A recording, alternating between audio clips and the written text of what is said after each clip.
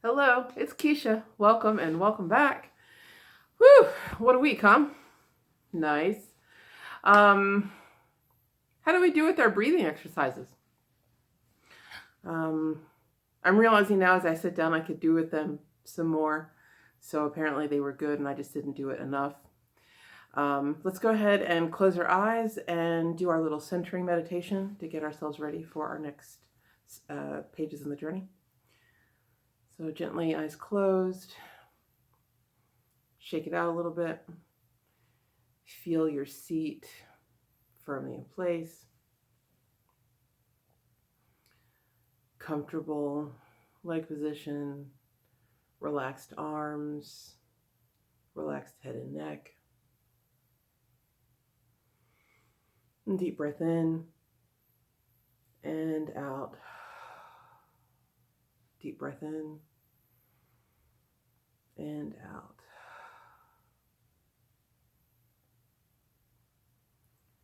Feeling yourself becoming more centered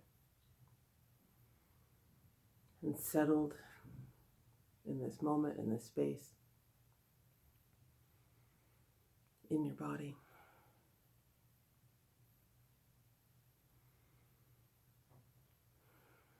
Continuing with our series of deep breaths.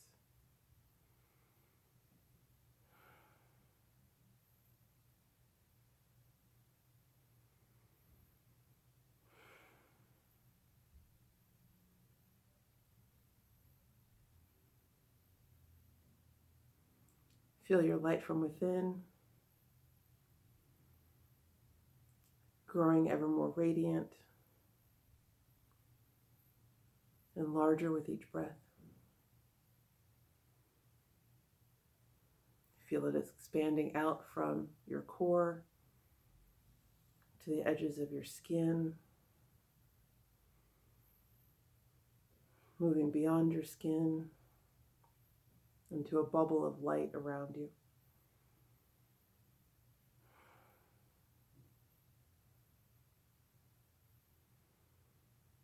Golden and shimmering, light and bright.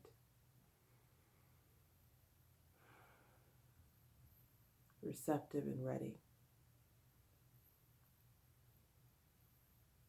And when you're ready, gently open your eyes.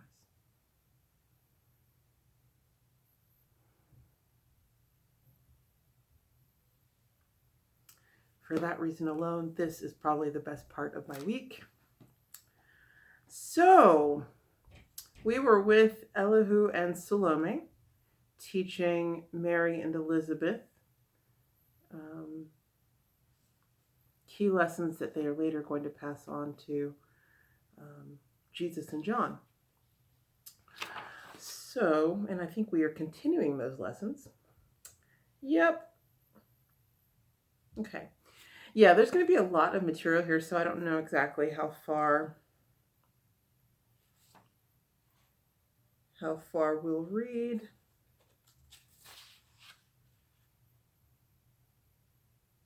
Yeah, there's quite a bit. Okay, so let's just get into it. We're starting with chapter 8. Oh no, we did chapter 8 last week. Oh, good. Okay, so yeah, so we're starting with Salome's lessons. Okay. Fantastic. That gives us a little more breathing room to do a little bit more. Good. Okay. So chapter 9, Salome's lessons. Salome taught the lesson of the day. She said, "All times are not alike. Today the words of man may have the greatest power. Tomorrow, woman teaches best. In all the ways of life, the man and woman should walk hand in hand. The one without the other is but half. Each has a work to do. But all things teach. Each has a time and season for its own. The sun, the moon have lessons of their own for men. But each one teaches at the appointed time. The lessons of the sun fall down on human hearts like withered leaves upon a stream, if given in the season of the moon, and so with lessons of the moon and all the stars. Today, one walks in gloom, downhearted and oppressed. Tomorrow, the same one is filled with joy. Today the heavens seem full of blessedness and hope. Tomorrow hope has fled and every plan and purpose comes to naught. Today one wants to curse the very ground on which he treads. Tomorrow he is full of love and praise. Today one hates and scorns and envies and is jealous of the child he loves. Tomorrow he has risen above his carnal self and breathes forth gladness and goodwill. 1,000 times men wonder why these heights and depths, these light hearts and these sad, are found in every life. They do not know that there are They do not know that they do not know that there are teachers everywhere, each busy with a God-appointed task and driving home to human hearts the truth. But this is true, and everyone receives the lessons he needs. And Mary said, "Today I'm in exaltation great. My thoughts and all my life seem lifted up. Why am I thus inspired?" Salome replied, "This is a day of exaltation, day of worship and of praise, a day when, in a measure, we may comprehend our Father God. Then let us study God, the one, the three, the seven. Before the worlds were formed, all things were one. Just spirit, universal breath. And spirit breathed, and that which was not manifest became the fire and thought of heaven. And spirit breathed, and that which was not manifest became the fire and thought of heaven, the Father God, the Mother God. And when the fire and thought of heaven in union breathed, their Son, their only Son, was born. This Son is love, whom men have called the Christ. Men call the thought of heaven the holy breath. And when the triune God breathed forth, lo, 7 spirits stood before the throne. These are the Elohim, creative spirits of the universe. And these are they who said, "Let us make man, and in their image man was made." In early ages of the world, the dwellers in the Far East said, Tau is the name of universal breath. And in the ancient books we read, no manifesting form has Tau great, and yet he made and keeps the heavens and earth. No passion has our Tau great, and yet he causes sun and moon and all the stars to rise and set. No name has Tau great, and yet he makes all things to grow. He brings in season both the seed time and the harvest time. And Tau great was one.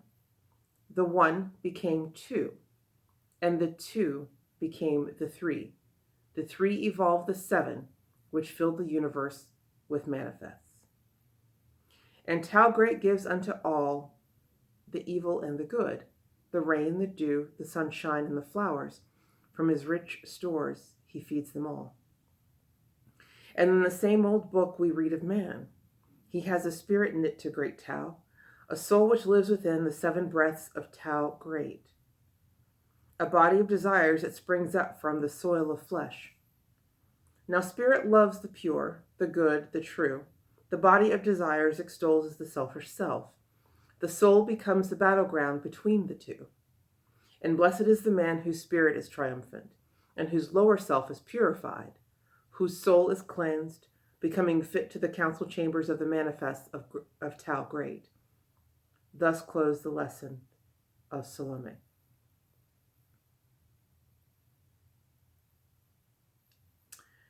Elihu's continued lessons. Elihu taught. He said, in ancient times, a people in the East were worshippers of God, the one whom they called Brahm. Their laws were just. They lived in peace. They saw the light within. They walked in wisdom's ways. But priests with carnal aims arose, who changed the laws to suit the carnal mind, bound heavy burdens on the poor, and scorned the rules of right, and so the Brahms became corrupt. But in the darkness of the age, a few great masters stood unmoved. They loved the name of Brahm, and they were great beacon lights before the world. And they preserved inviolate the wisdom of their holy Brahm. And you may read this wisdom in their sacred books. And in Chaldea, Brahm was known. A pious Brahm named Terah lived in Ur, and his son was so devoted to the Brahmic faith that he was called Abram. And he was set apart to be the father of the Hebrew race. Now Terah took his wife and sons and all his flocks and herds to Haran in the west, where Terah died. And Abram took the flocks and herds, and with his kindred journeyed further west. And when he reached the oaks of Moreh in the land of Canaan, he pitched his tents in their abode. A famine swept the land, and Abram took his kindred and his flocks and herds and came to Egypt, and in these fertile plains of Zoan pitched his tent, and here abode. And men still mark the place where Abram lived across the plain. You ask why Abram came to Egypt land? This is the cradle land of the initiate. All secret things belong to Egypt, and this is why the masters come. In Zoan, Abram taught his science of the stars, and in the sacred temple over there he learned the wisdom of the wise. And when his lessons all were learned, he took his kindred and his flocks and his herds and journeyed back to Canaan, and in the plains of Mamre pitched his tent, and there he lived, and there he died. And records of his life and works and of his sons and of his tribes of Israel, all well preserved in Jewish sacred text. In Persia, Brahm was known and feared. Men saw him as the one, the causeless cause of all that is, and he was sacred unto them, as Tau to the dwellers of the farther east. The people lived in peace, and justice ruled. But in the other lands, in Persia, priests arose imbued with self and self-desires, who outraged force, intelligence, and love. Religion grew corrupt, and birds and beasts and creeping things were all set apart as gods. In course of time, a lofty soul, whom men called Zarathustra, came in flesh. He saw the causeless spirit, high and lifted up. He saw the weakness of all men-appointed gods. He spoke, and all of Persia heard. And when he said, one God, one people, and one shrine, the altars of the idols fell, and Persia was redeemed. But men must see their gods with human eyes. And Zarathustra said, the greatest of the spirits standing near the throne is the Ahura Mazda, who manifests in brightness of the sun. And all the people of Ahura Mazda in the sun, and all the people saw Ahura Mazda in the sun, and they fell down and worshipped him in temples of the sun. And Persia is the Magian land, where lived the priests who saw the star rise to mark the place where Mary's son was born, and were the first to greet him as the Prince of Peace. The precepts and the laws of Zarathustra are preserved in the Avesta, which you can read and make your own. But you must know that words are not till they are made alive, until the lessons they contain become part of head and heart. Now truth is one, but no one knows the truth until he is the truth. It is recorded in an ancient book. Truth is the leavening power of God. It can transmute all the life into itself, and when all of the life is truth, then man is truth. I think I'm going to leave it there for now because there's quite a bit more in the next set of lessons, and we've covered quite a bit already. So let us go back, because I think this is the first time we've really heard Salome speak and give her teachings. And I love that she starts with all time is not alike, right? That there are times when we are happy, and there are times when we are sad. There are times when things are up, and there are times when they're down. And there are times when man rules supreme, and then there are times when woman teaches best. So each has its moment in its turn. And that's true of everything. So not just whether it's man or woman or any duality, but, there is a cycle. We've talked about cycles in time before. But each has its moment, each has its place. So, not to fret.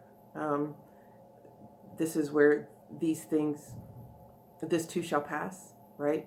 So there'll be these moments of inspiration and elation, but there will also be moments of lamentation.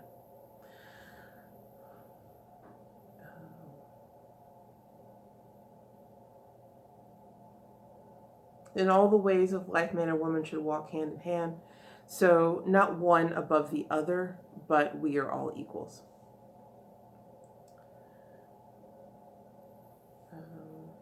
What else did we see there that was...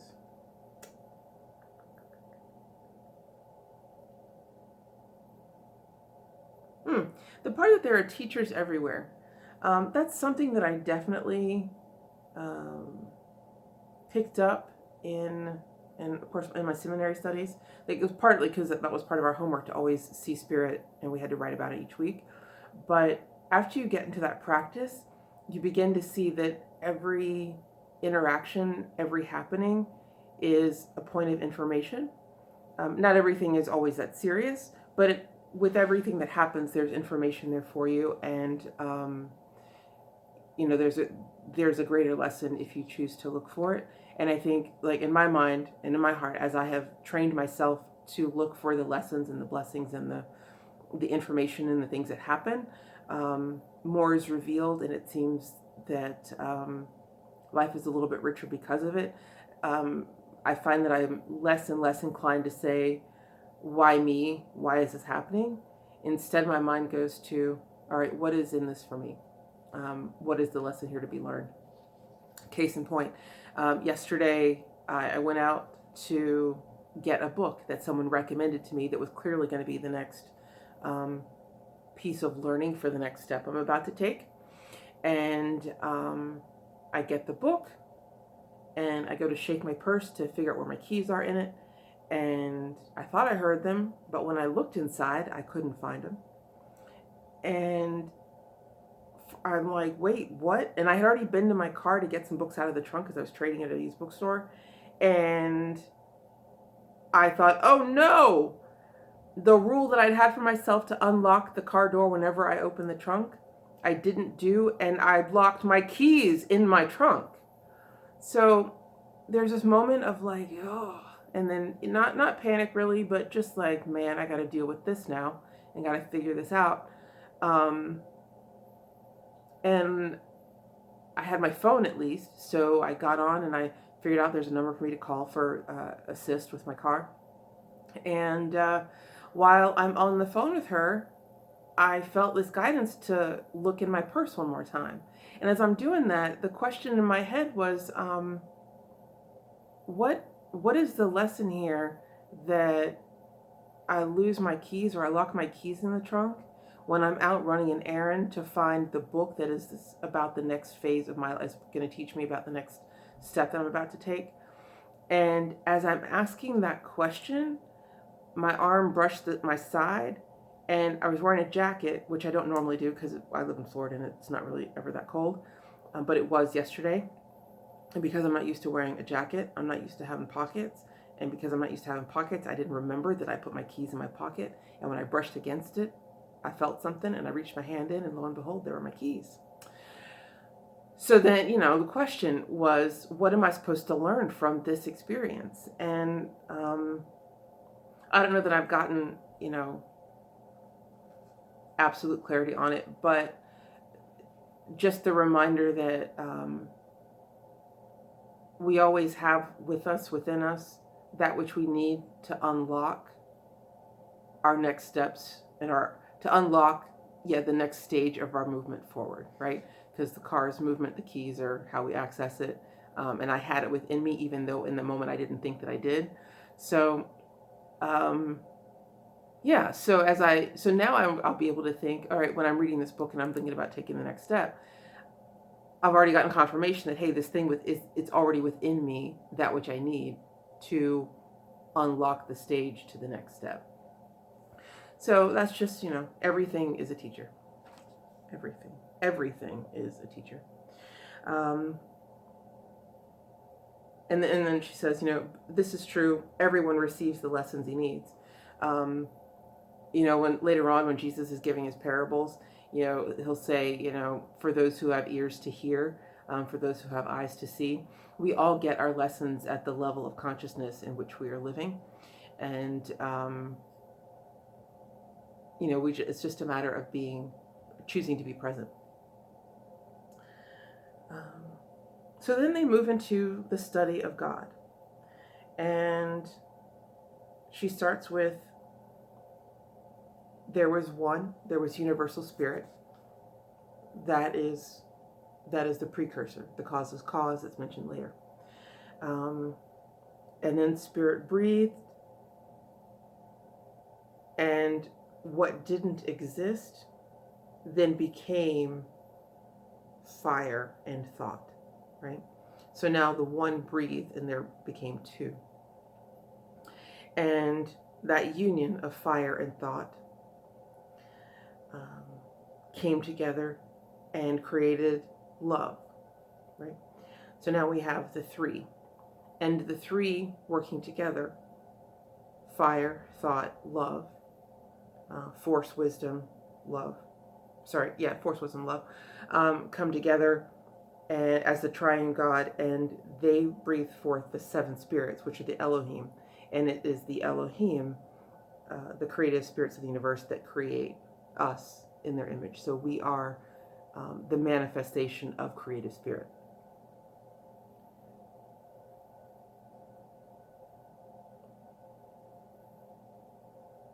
I like how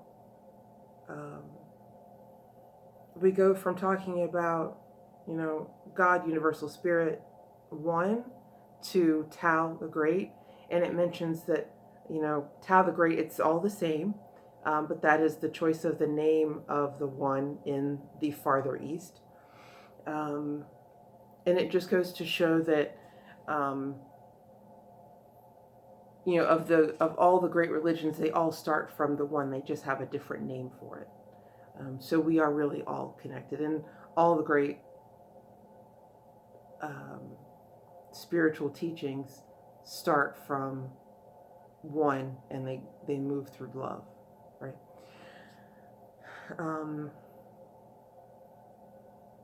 Yeah. And then Elihu steps in and begins his next set of lessons, and he talks about Brahm. So we moved from Tao in the Far East to Brahm in India in the Near East. And then Brahm moves western still, and we land in the Middle East. And Brahm becomes Abram, right? Which is, later we learn, Abraham. Abram becomes Abraham. Sarai becomes Sarah. So then, we have that portion of the journey. I love, again, we get that Egypt is the land of mystery, and we saw that, before when Joseph and Mary leave to go to Egypt. It's mentioned then that they're going to Egypt, the land of mysteries. So that's where Egypt is the cradle of all the major of the mystery schools. Let's see, anything else?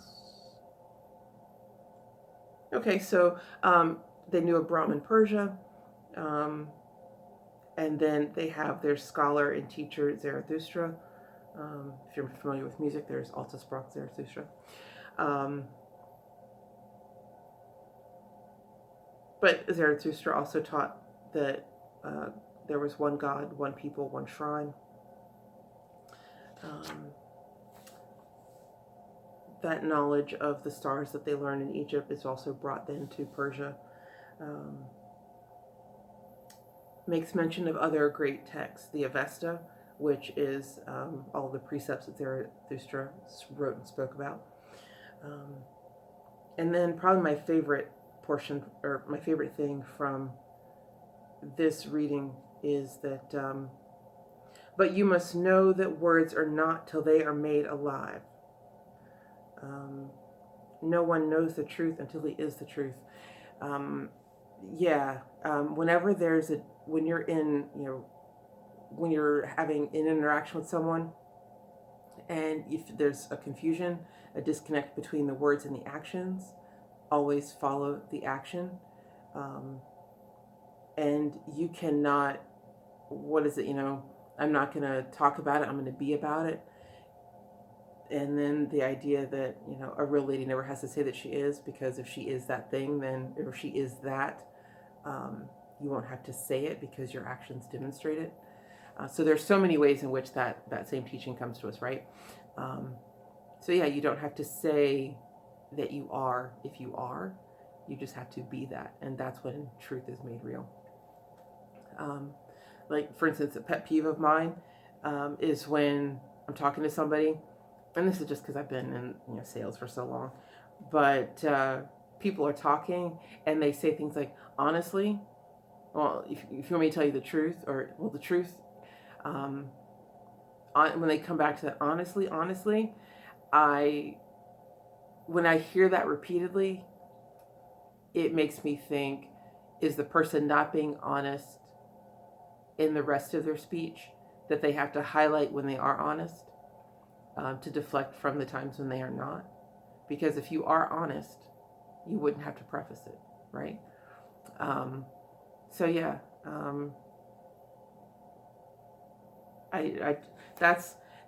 a hard one to come to, right? No one knows the truth until he is the truth, and he talks about having it in the heart and in the mind. And I think we're all familiar with the concept of,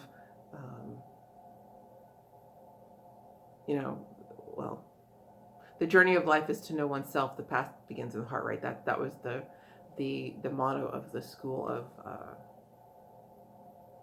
of thought of the church that I went to seminary in. But what we're trying to do when we take up the lessons of spirit is to move from our head down to our heart. And while it might seem like it's just 16, 18 inches, that's the journey of 1,000 miles that begins with the step. And it is quite the journey. So we're going to practice not just speaking the truth, but being it.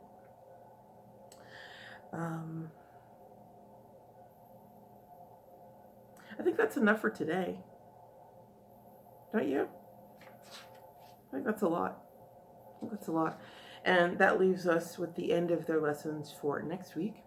All right, so no particular homework other than don't just speak the truth, but be it.